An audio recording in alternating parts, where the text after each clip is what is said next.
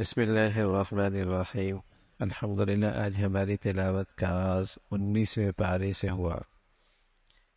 وہ کافر جنہوں اللہ سے ملاقات کا کوئی ایمان اور کوئی یقین نہیں، ان کے بیجا مطالبات کہ اللہ کے فرشتے ہم پر کیوں نازل نہیں ہوتے، ہم اللہ کو خود کیوں نہیں دیکھ پاتے، فرمایا ایمان کے بغیر ان کی ساری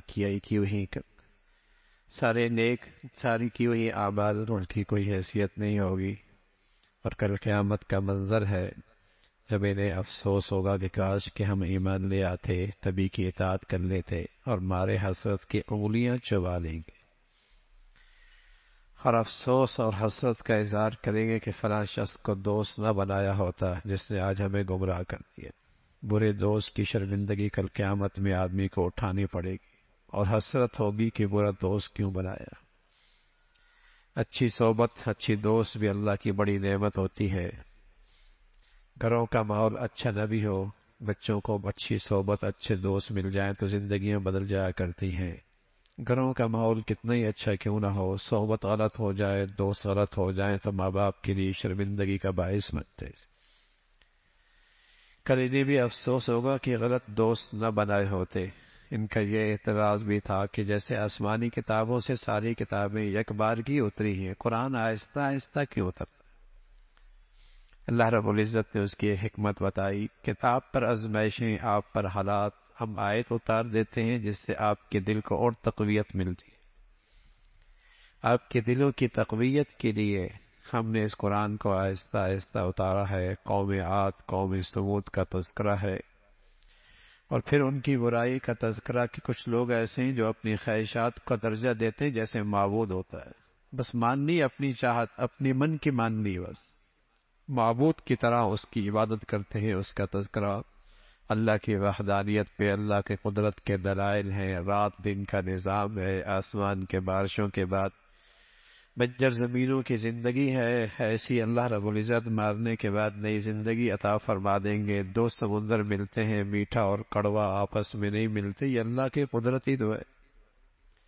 پھر اللہ کے نیک اور مقبول بندوں کا تذکرہ فرمایا اور ان کی نمایاں خوبیوں کا تذکرہ فرمایا۔ اللہ کے نیک مقبول بندوں کا تذکرہ ہے کہ ان کی چند نمایاں خوبی ہیں، وہ اللہ کی بندگی کرنے والے، ان میں عاجزی ہے، وہ جہلا سے الجھتے نہیں ہیں، ان کی راتیں عبادت میں گزرتی ہیں، قیام میں گزرتی ہیں، لیکن اللہ کے پکڑ سے بے خوف نہیں ہیں، اللہ کے عذاب سے پناہ مانگتے رہتے، شرک نہیں کرتے، زنا نہیں کرتے، ناحق قتل نہیں کرتے، گناہوں کے مجالس میں شریک نہیں ہوتے، کہیں مجبوراً گزرنا پڑے تو حفاظت کے ساتھ گزرتے، اللہ کی طرف سے آئی ہوئی نصیحت کو دل و جان سے قبول کرتے، اور صرف اپنی فکر نہیں کرتے، اپنے گھر والوں کی بھی فکر کرتے ہیں، اللہ کے دربار درخواست کرتے ہیں،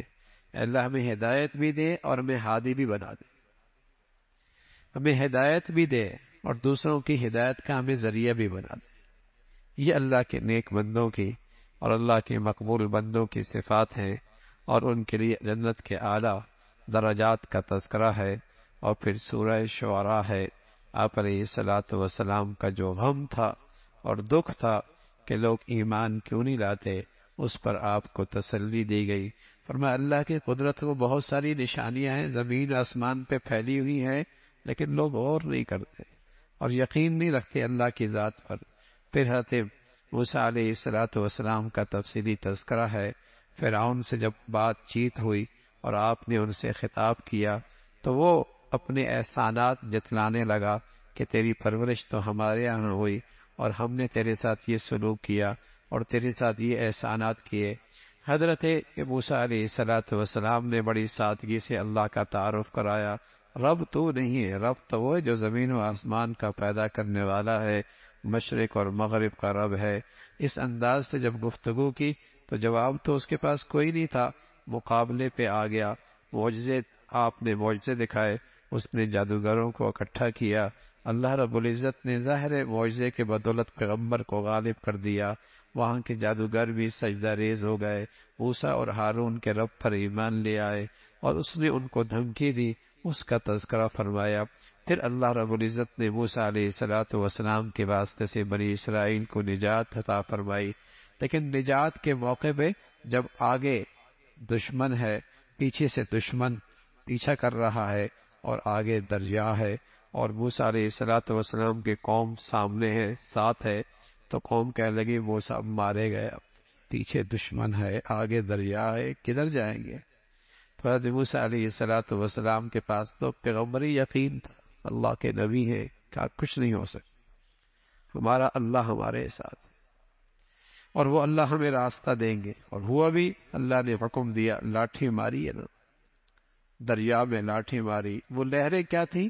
وہ تو دیواریں بن گئے، درمیان میں راستے بن گئے، اور راستے بن کے نجات پا گئے۔ دشمن بھی پیچھے، اس نے بھی اپنا لشکر ڈال دیا، اللہ نے پھر ان لہروں کو حکم دیا، اور ان لہروں نے انہیں غرق کر کے رکھ دیا۔ ایک ہی دریا ہے، ایک کے لیے نجات کا راستے بناتا ہے، دوسرے کے لیے غرق کر دیتا ہے۔ کون ہے کرنے والا؟ اللہ۔ زندگی کے نقشوں میں موت، اور موت کے نقشوں میں زندگی، عزت کے نقشوں میں رسوائی، اور رسوائی کے نقشوں میں عزت دینے والا کون ہے بھائی؟ ایک اللہ ہی ہے۔ معیشت کے اسباب میں کنگلا کر دینے والا اللہ ہی تو ہے، اور مٹی سے سونا بنا دینے والا اللہ ہی تو ہے۔ اللہ ہی کا تو نظام چلتا ہے۔ فرمایا یہ ساری اللہ کی قدرت کی نشانیاں ہیں، لیکن لوگ یقین نہیں رکھتے۔ پھر حضرت ابراہیم علیہ السلام کا تذکرہ ہے، باپ کو بھی سمجھایا، قوم کو بھی سمجھایا، اللہ کا تعارف فرمایا۔ اللہ وہ ہے جس نے مجھے پیدا کیا ہے، میرے رہنمائی کرتا ہے، مجھے صحت دیتا ہے، مجھے شفا دیتا ہے، زندگی اور موت اسی کے ہاتھ میں، کھلاتا پلاتا وہی ذات ہے مجھے۔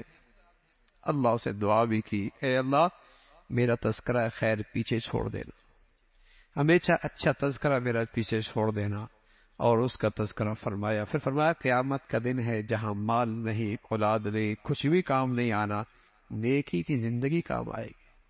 جو نیکی، جو صاف دل لے کے آئے گا، اس پر قیمت لگے گی جنت کی، اور اس پر نجات کا راستہ ہوگا۔ قوم نوح کا تذکرہ ہے، جو شیخ الانبیاء ہے، نبیوں کے شیخ، 950 سال تک عمر تھی حضرت نوح کی، قوم نہ مانی اور چند ہی لوگ آپ پر ایمان لائے، قوم ہلاک ہوئی، اس کا تذکرہ۔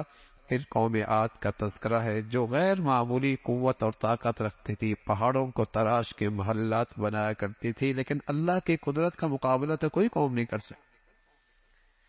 اور پھر اللہ نے اس قوم کو بھی پکڑا، اس لیے کہ نافرمان قوم تھی۔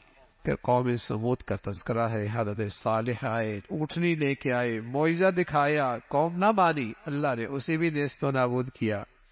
قوم شعیب کا تذکرہ ہے، قوم سے کہا ناپ تول میں کمی نہ کرو، دوسروں کے حقوق ضائع نہ کرو، اپنا حق پورا لیتے ہو، دوسروں کے حقوق پامال کرتے ہو۔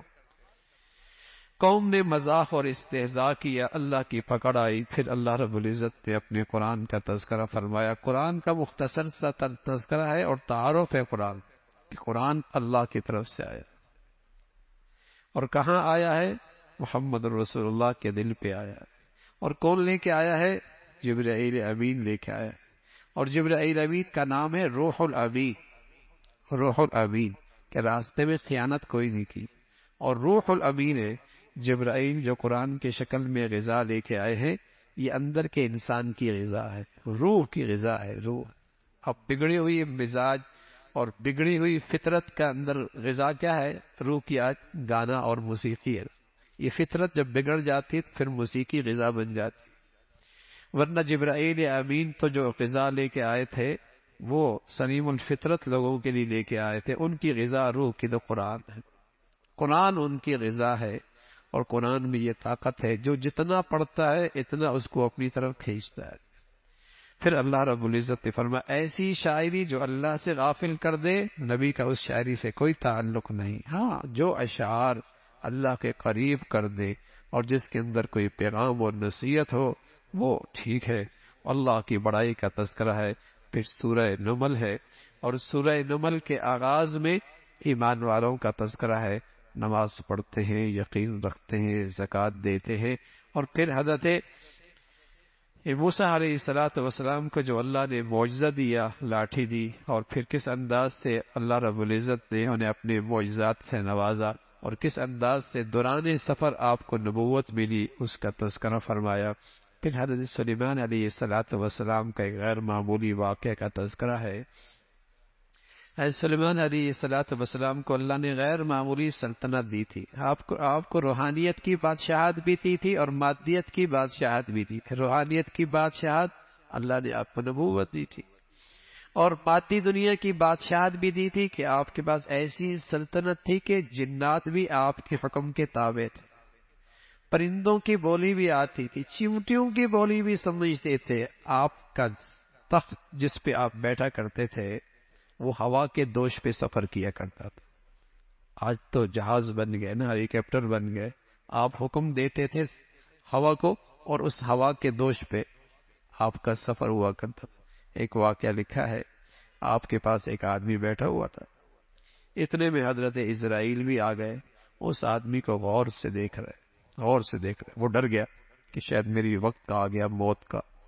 حضرت سلیمان علیہ الصلوۃ والسلام سے عرض کیا کہ ہوا کو حکم تو مجھے دور لے جاؤ۔ جب اسے دور لے گئے تو حضرت اسرائیل سے سلیمان علیہ الصلوۃ والسلام نے پوچھا، آپ اس طرح غور سے کیوں دیکھ رہے تھے؟ کہا غور سے اس لیے دیکھ رہا تھا کہ اس کے مرنے کا وقت ہے، اور مرنے کا وقت کہیں اور تھا، یہ یہاں بیٹھا ہوا تھا، یہ بیٹھا ہوا یہیں تھا۔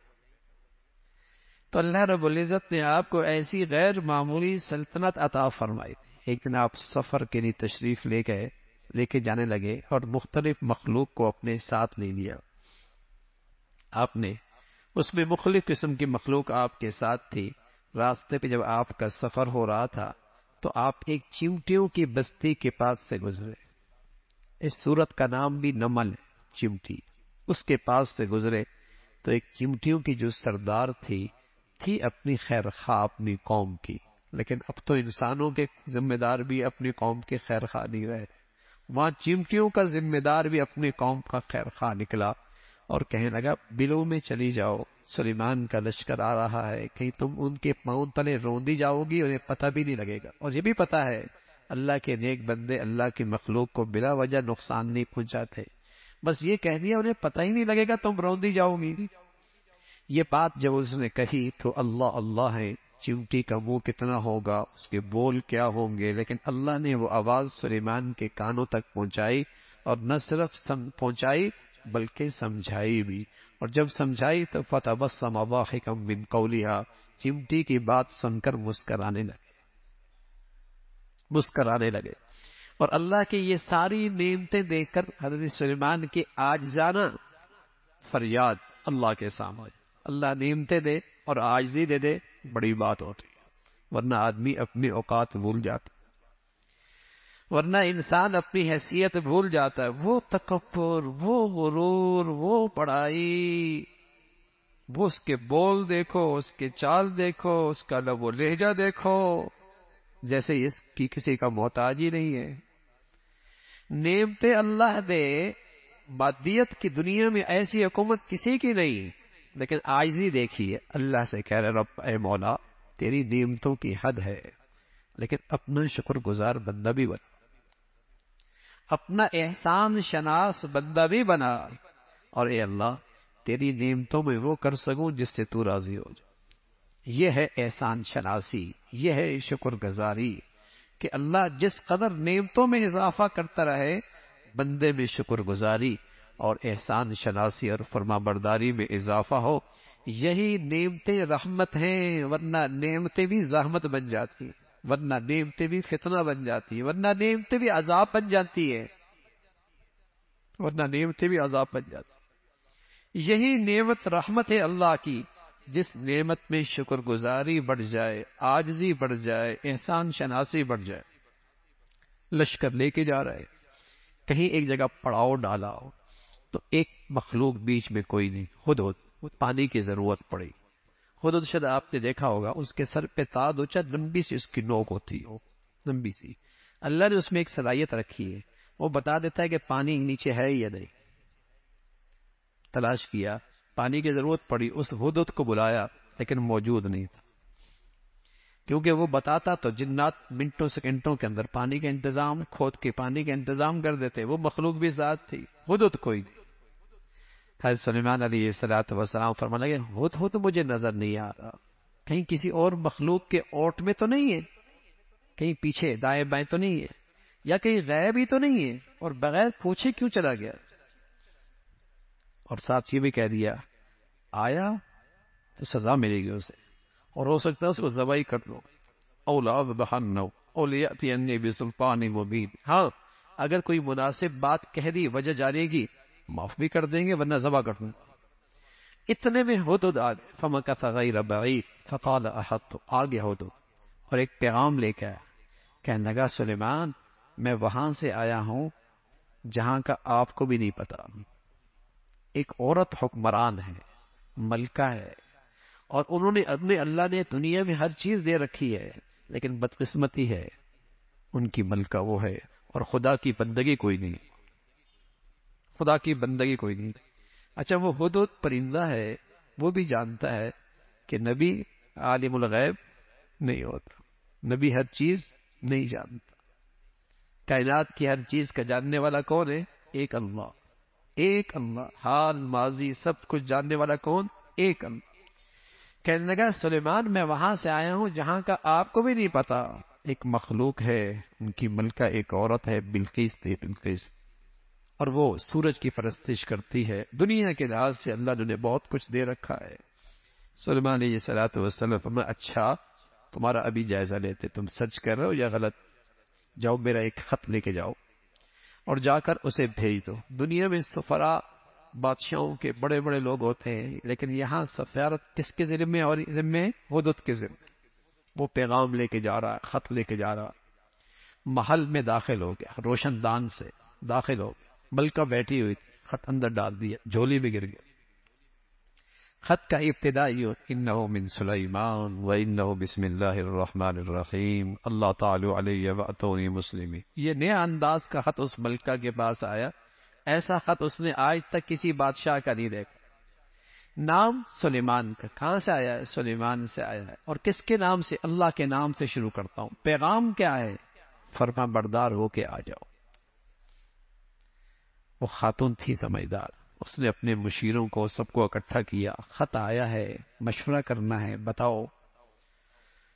تو وہ ہوتا ہے نا شاہ سے بڑھ کر شاہ. آپ فکر نہ کریں، آپ کا جہاں پسینہ گرے گا ہمارا خون گر جائے گا. آپ اشارہ کریں گردنیں کٹوا دیں گے، آپ کہیں تو صحیح. لیکن وہ خاتون سمجھدار تھی، کہنے لگی نہیں، دیکھتے ہیں وہ بادشاہ کوئی دنیاوی بادشاہ ہے یا کوئی اور چیز ہے.